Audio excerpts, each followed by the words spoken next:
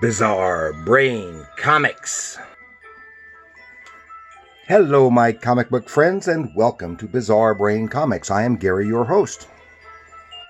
And this is where I like to take a look at some older comics, talk a little bit about the characters and creators, and examine the stories and the art. This time, this is just for the kiddies.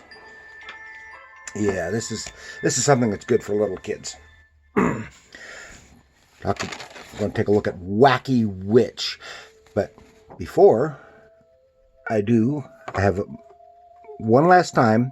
As of this recording, I still haven't gotten information from Anthony Purdue. And please try one more time to send me your information and my email address right here. That's Korraq, Qorraq, at yahoo.com. Anything else, if it's got numbers, if it's Gmail, anything else other than that, I don't get it.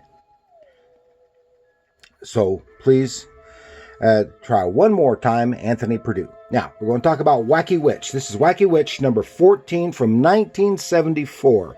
This is a Whitman, or a Gold Key, comic. Because of...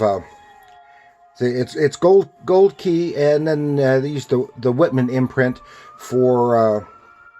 they would have like multi-packs, 3 or 4 random comics put and sold in department stores and stuff,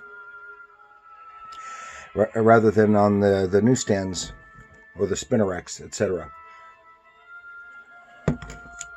Now, Wacky Witch she's a humorous medieval witch character published by Gold Key Comics, and Wacky was one of the Gold Key's original character properties. She was, being a magical character, she could cast spells in her duties as protector of the realm of King Dingaling. And she lived in a tower garret of the king's castle along with her friends Batty Bat and Greta Ghost. Her funny adventures ran from 1971 through 1975 for a total of 21 issues, plus 2 issues of Gold Key's Spotlight in 76 and 77. And this is actually the only one I've got.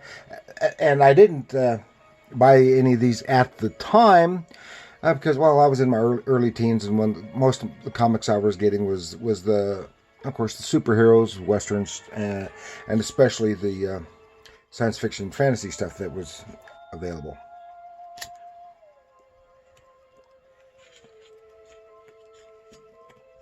And I have to wonder if this Wacky Witch might not have been inspired by the success of the newspaper comic strip of Broomhilda the Witch, which I did about this time last year for Halloween. So if you're interested in that, take a look at that. That's Broomhilda. And she's a funny witch. She's a cigar-smoking witch. Okay, take a little look. Just a little look. Here we have Wacky. And of course, most of these Gold Key covers for those humor stuff, the covers were usually just a gag like this. This is basically a gag cartoon featuring their characters. Once in a great while, they'd have a cover related to an interior story, but not usually. So here we have Wacky Witch, and this story is: it takes a green thumb to grow a giant beanstalk. And apparently, all of her titles were crazy long like this. And yes, this is Wacky, and here is her ghost friend Greta. This story does not have Batty Bat in it at all. Of course, King Dingaling. And Dingaling's fighting champions, the 3 Tusketeers, and they are boars. Literally boars, they're pigs. And here's Wacky is using her magic to drive off the intruder, what's his name? The Midnight Knight? Yeah, Midnight Knight, who is a villain. And after that, the king says he's tired. He's ready to go. Well, Wacky is all zapped out, pretty much zapped out. But the king's ready to go to bed, and it's part of Wacky's job to read him stories from fairy tales, to bedtime stories. So she does that, and then he comes in because she reads Jack and the Beanstalk, and it comes up with the idea, oh, use your magic to make a giant beanstalk for me. And she goes, what? So I can climb up there. And so now when she's tired, she's got to spend up all night trying to do the beanstalk thing. So she tries and tries. In the morning, oh, there's a beanstalk out his window, and it's not really his. She's still experimenting, trying to make a giant beanstalk grow. And so he says, you're a cruddy witch.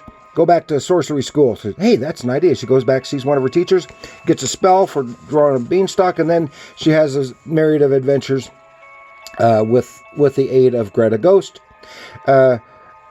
while she's in evading danger, trying to get all the specific ingredients for the potion that she needs. So she gets winding up with some certain kind of swamp water. She gets that, makes the stuff, and the beanstalk grows and grows, and the king blows up the beanstalk, but the beanstalk collapses and delivers him right into the clutches of the Midnight Knight. So the Tusketeers go to save him. They climb up the beanstalk, and they are also captured by the Midnight Knight. So then, they get an idea.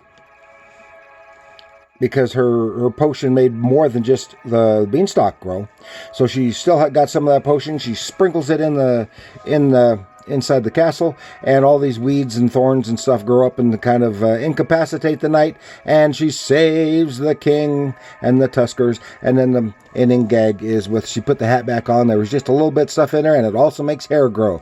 So now she's got a head full of too much hair. Also in the book is other short stories. Chester Jester. He looks like he's modeled after Sad Sack, really, with a goofy little parrot. A little story there, and then gets the cute little story, and then the Robin and his merry mice. A bunch of mice like Robin Hood, and they're doing their whatever the heck they do. Some cute little stories, and then it wraps up with another shorter Wacky Witch story, which I won't even go into. It's all good, clean fun, good kiddie fun, and it's if you find some of these for just a couple of bucks in the dollar bin, or back issues for just a couple of bucks, I can't imagine them selling them for much more. They can't be very, very, very collectible, and not just Wacky, any of the other goofy stuff that they had about this time. It's good for